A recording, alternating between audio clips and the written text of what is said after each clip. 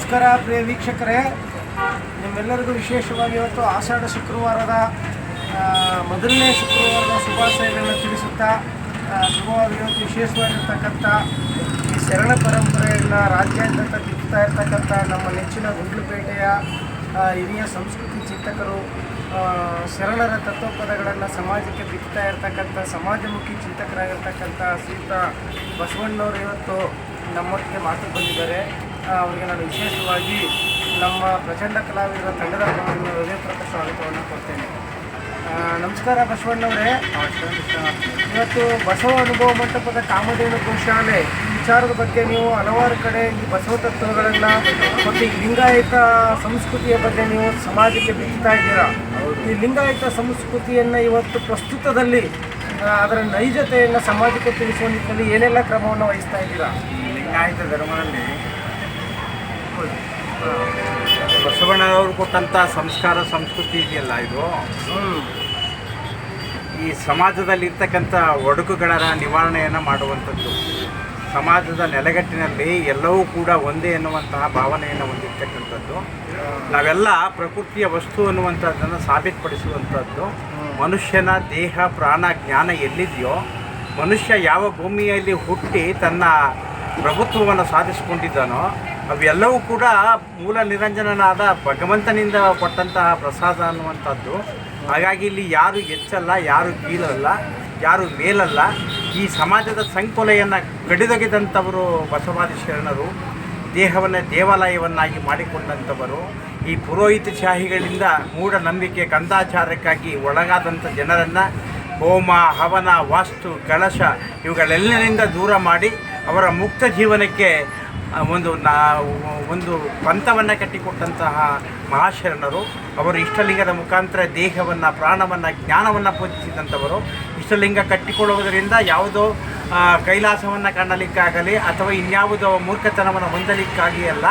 ಇಷ್ಟಲಿಂಗ ತತ್ವ ಅಂತಕ್ಕಂಥದ್ದು ಏಕೆಂದರೆ ನಮ್ಮ ದೇಹದ ತತ್ವ 36 ತತ್ವ. ಆ 36 ತತ್ವಕ್ಕೆ 36 ಗಿಡಮೂಲಿಕೆಯ ಒಂದು ಲಿಂಗ ವಸ್ತುವನ್ನು ಬಸವಣ್ಣ ಕೊಟ್ಟು ಈ ವಿಶ್ವದ ಎಲ್ಲ ಸಜ್ಜನರು ಕೂಡ ಮಾನವೀಯತೆಯ ದೃಷ್ಟಿಯಿಂದ ಬದುಕಬೇಕು ಅನ್ನುವಂತಹ ದೃಷ್ಟಿಕೋನವನ್ನು ಇಟ್ಟುಕೊಂಡು 36 ತತ್ವಗಳಿಗೆ 36 ಔಷಧ ಗುಣವುಳ್ಳ ಲಿಂಗವನ್ನು ಕೊಟ್ಟು ಆ ಲಿಂಗದ ಮುಖಾಂತರ ದೇಹವನ್ನು ಪೂಜಿಸುವ, ಧ್ಯಾನದ ಮುಖಾಂತರ ಈ ದೇಹ ಲಿಂಗ ದೇಹವನ್ನಾಗಿಸಿಕೊಳ್ಳುವ, ಪ್ರಾಣವನ್ನು ಜಂಗಮವನ್ನಾಗಿಸಿಕೊಳ್ಳುವ, ಜ್ಞಾನಕ್ಕೆ ಶರಣಾಗುವಂತಹ ಒಂದು ಧರ್ಮವನ್ನು ನಮ್ಮೆಲ್ಲರಿಗೆ ಕೊಟ್ಟು ಅದರಲ್ಲಿ ಯಾವ ಜಾತಿ ಕುಲ ನೇಮ ನೀತಿಗಳು ಯಾವುದೂ ಇಲ್ಲ.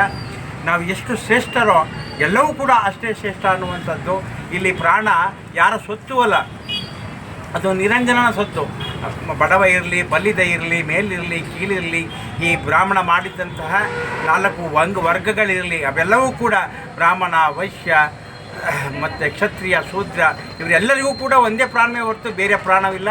ಹಾಗಾಗಿ ಪ್ರಾಣ ಚೈತನ್ಯವಾಗಿರ್ತಕ್ಕಂಥ ನಾವೆಲ್ಲ ಒಂದು ಅನ್ನುವಂಥದ್ದನ್ನು ಬಸವಣ್ಣನವರು ಸುಮಾರು 12ನೇ ಶತಮಾನದಲ್ಲಿ ಇದನ್ನು ಚಾಲ್ತಿಯಲ್ಲಿ ಕೊಟ್ಟು ನಾವು ಈಗ 100 ಜಾತಿಗಳು ಕೂಡ ಲಿಂಗಾಯತ ಧರ್ಮವನ್ನು ಮಾಡಬೇಕು ಅಂತ ಹೇಳಿ ಬಸವಣ್ಣನವರು 106 ಜಾತಿಗಳನ್ನು ಒಂದೇ ಪಂಥದಲ್ಲಿ ತಂದುಕೊಟ್ಟು ಲಿಂಗಾಯತ ಧರ್ಮವನ್ನು ಸ್ಥಾಪಿಸಿದರು.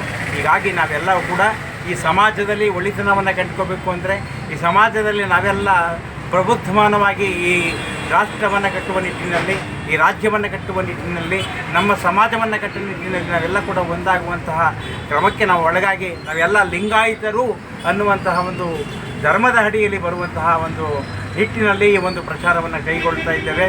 ಹಾಗಾಗಿ 100 ಲಿಂಗಾಯತ ಸಮುದಾಯಕ್ಕೆ ಸೇರಿದಂಥ ಎಲ್ಲ ಜನರ ಒಂದು ಪಾಂಪ್ಲೆಟನ್ನು ಕೂಡ ಈಗ ಮಂಡ್ಯ, ಬೆಳಗಾಂ, ಬೀದರ್ ಇಲ್ಲೆಲ್ಲ ಕೂಡ ಹಂಚ್ಕೊಂಡು ಬಂದಿದ್ದೀವಿ.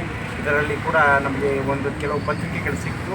ಅದನ್ನು ಪಬ್ಲಿಷ್ ಮಾಡುವಂಥ ಒಂದು ಕಾಲಾವಕಾಶ ದೊರಕೋದ್ರಿಂದ ಅದನ್ನು ಮಾಡ್ತಾ ಇದ್ದೀವಿ. ಅವರೇ ಕಾರ್ಯಕ್ರಮ. ನಮಸ್ಕಾರ ಪ್ರಿಯ ವೀಕ್ಷಕರೀಗ ಕೇಳಿದ್ರಲ್ಲ ನೋಡಿ, ಜಗತ್ತು ಇರುವುದು ಒಂದು ಜಂಗಮ ಸಂಸ್ಕೃತಿ. ನಾವು ಪ್ರತಿಯೊಬ್ಬರಿಗೂ ಕೂಡ ನಮ್ಮ ಯಾವ ಈ ಒಂದು ಭಾರತ ದೇಶದ ಮನುವಾದ ವ್ಯವಸ್ಥೆ ಇದೆ, ಅದು ಪೂರ್ವ ಜನ್ಮ ಇದೆ, ಪುನರ್ಜನ್ಮ ಇದೆ ಅಂತಕ್ಕಂಥ ಒಂದು ಕಟ್ಟುಕತೆಯನ್ನು ಕಟ್ಟುವ ಮೂಲಕ, ವರ್ಣಾಶ್ರಮ ಪದ್ಧತಿಗಳನ್ನ ಈ ಸಮಾಜಕ್ಕೆ ಬಿತ್ತುವ ಮೂಲಕ ಬಡವ ಶ್ರೀಮಂತ ಬಲ್ಲಿದ ಕೀಳು ಮೇಲು ಅಂತಕ್ಕಂಥ ತಾರತಮ್ಯ ನೀತಿಗಳನ್ನು, ವರ್ಣಭೇದ ನೀತಿಗಳನ್ನು ಈ ಜಗತ್ತಿಗೆ ಕೊಟ್ಟು ಹೋಗಿದ್ದಾರೆ. ಆ ವರ್ಣಭೇದ ನೀತಿಯೊಳಗೆ ಸಿಕ್ಕಿಕೊಂಡಂಥ ಸಮಾಜ ಇವತ್ತು ನಿಜವಾಗ್ಲೂ ಕೂಡ ಅಸ್ತವ್ಯಸ್ತವಾಗ್ತಾ ಇದೆ. ಇವತ್ತು ಅಂಥ ಸಮಾಜವನ್ನು ಶುದ್ಧೀಕರಣ ಮಾಡಿ ಈ ಬಸವ ತತ್ವವನ್ನು ಜಗತ್ತಿಗೆ ಕೊಡುವಂಥ ಒಂದು ಲಿಂಗಾಯತ ತತ್ವವನ್ನು ಸಮಾಜಕ್ಕೆ ಬಿತ್ತುವಂಥ ಕೆಲಸವನ್ನು ಮಾಡ್ತಾ ಇರ್ತಕ್ಕಂಥ ಈ ನಿಜವಾಗ್ಲೂ ಈ ಬಸವಣ್ಣಂಥ ಇಂಥ ವ್ಯಕ್ತಿಗಳಿಗೆ ನಾವು ನಿಜವಾಗ್ಲೂ ಕೂಡ ಹೃದಯಪೂರ್ವಕ ಧನ್ಯವಾದಗಳನ್ನು ಸಲ್ಲಿಸಬೇಕಾಗಿರ್ತಕ್ಕಂಥ ವಾತಾವರಣ ಇದೆ. ಬನ್ನಿ ನಾವೆಲ್ಲರೂ ಕೂಡ ಬಸವ ತತ್ವವನ್ನು ಜಗತ್ತಿಗೆ ಹಂಚೋಣ. ಯಾವ ಬಸವ ತತ್ವದ ಆಧಾರದ ಮೇಲೆ ಇವತ್ತು ಸಮಾನತೆಯನ್ನು ತಂದುಕೊಟ್ಟಂಥ ಭಾರತದ ಸಂವಿಧಾನವು ಕೂಡ ಇವತ್ತು ಎಲ್ಲ ಧರ್ಮವನ್ನು ಜಾತಿಯನ್ನು ಪ್ರತಿಯೊಂದನ್ನು ಕೂಡ ಪೂಜಿಸುವಂಥ ವಾತಾವರಣವನ್ನು ಕೂಡ ಇವತ್ತು ಸಂವಿಧಾನ ಅವಕಾಶವನ್ನು ಮಾಡಿಕೊಟ್ಟಿದೆ. ಅದರಲ್ಲಿರ್ತಕ್ಕಂಥ ವಿಚಾರಗಳನ್ನ ಇವತ್ತು ಸಮಾಜಕ್ಕೆ ಬಿತ್ತುವಂಥ ಕೆಲಸವಾಗಬೇಕು. ನಿಜವಾಗ್ಲೂ ಕೂಡ ಶುಭವಾಗಲಿ ಬಸವಣ್ಣವರು, ನೀವು ಮಾಡ್ತಾ ಇರ್ತಕ್ಕಂಥ ಶ್ರೇಷ್ಠವಾದ ಕೆಲಸ.